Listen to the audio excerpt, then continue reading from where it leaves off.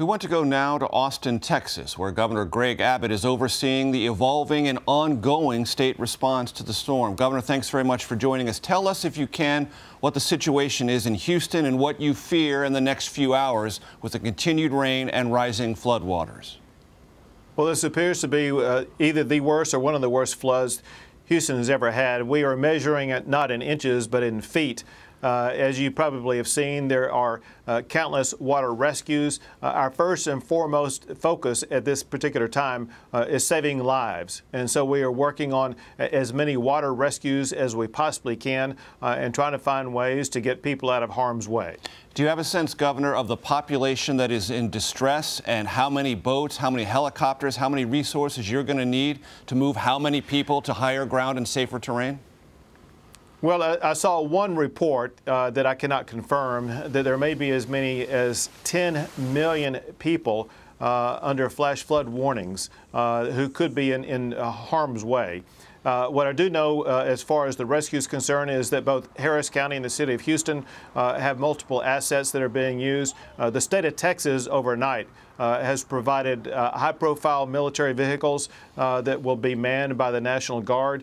We are also providing water rescue boats as well as helicopters. Both the state and local agencies are providing every resource possible to make sure that we can rescue everybody in need. Will this be an all-of-Texas effort, Governor, meaning resources from all over the state and other states brought to bear? Yes, well, this is an all-in, all resources across the state of Texas. Moments ago, I spoke with the Harris County judge, who is the chief administrator for Harris County, talking about more assets that the state of Texas can be providing. I'm proud to say that we've been receiving so many offers of help from all of our neighboring states, New Mexico, Oklahoma, and Louisiana, even as far away as Governor Cuomo in New York is providing resources for us. And so we're very appreciative of our fellow states, as well as what the federal government has done. I got to tell you, the Trump administration has provided us everything that we need. I used to live in Houston, and I know that the bayous, once they are filled with water, there's nowhere for the water to go. That's the situation Houston finds itself in right now. You have a rescue operation that is mandatory and crucial, but you are going to have a sheltering operation soon. Do you have the capacity to shelter all the people you fear you might need to take to higher ground, Governor? Right. Is those bayous that rise up, and because of the ongoing rain in the coming days, that may be a challenge that will go unabated for a while. You are correct. There will be enormous needs for sheltering of people, and so we appreciate all the help that is coming in.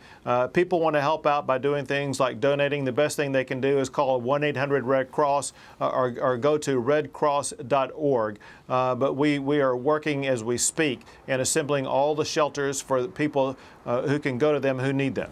Do you foresee a need possibly to bring in stadium-like settings for those, or arena-like settings for those who may need shelter for a prolonged period of time, Governor? I missed what you said. Did you say arena or stadium type? Yes, for shelter. Yeah, well, sure.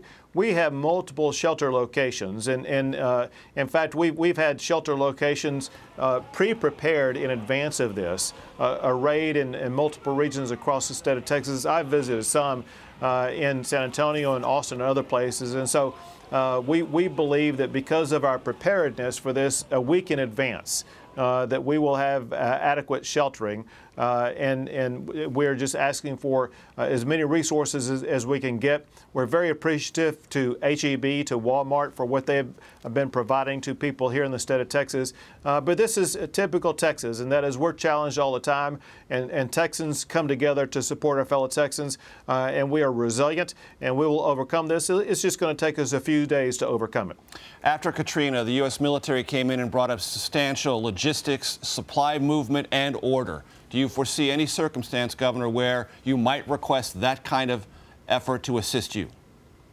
We'll have to wait and see. The collaboration of the professionals in Houston and Harris County, combined with the assets that the state is providing, have it covered for now. We'll have to see where it goes from here. There are different weather predictions. One is that this storm could hover over the Houston area for a couple of days. If so, this could get even worse.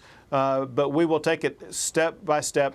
But also remember this, let's not forget what we are doing at the same time, and let's not forget the people who were in harm's way just a couple of days ago where the hurricane hit, and we are involved in search and rescue missions along the coastline, places like Rockport, Aransas Pass, Port Aransas, and Corpus Christi. And so we're doing two things at once, but right now we are capable of achieving all of that. And before I let you go, Gunner, real quickly, what are the casualty totals that you've been made aware of, and how are those first hit areas on the coast doing? Right. I've seen reports of some casualties, only one report that I've heard of, in the Gulf Coast region where the hurricane hit, and I've seen some reports out of Harris County, but I am not capable at this time of confirming those reports and that those casualties were as a result of these storms. We will just need to wait and see. All we're focused on right now is not reports like that, but we're doing everything we can to save every life we can. Governor Greg Abbott of Texas, thank you very much for your time. Thank you. And we'll be back in 1 minute to hear from a top White House official about what the Trump administration is doing at the federal level.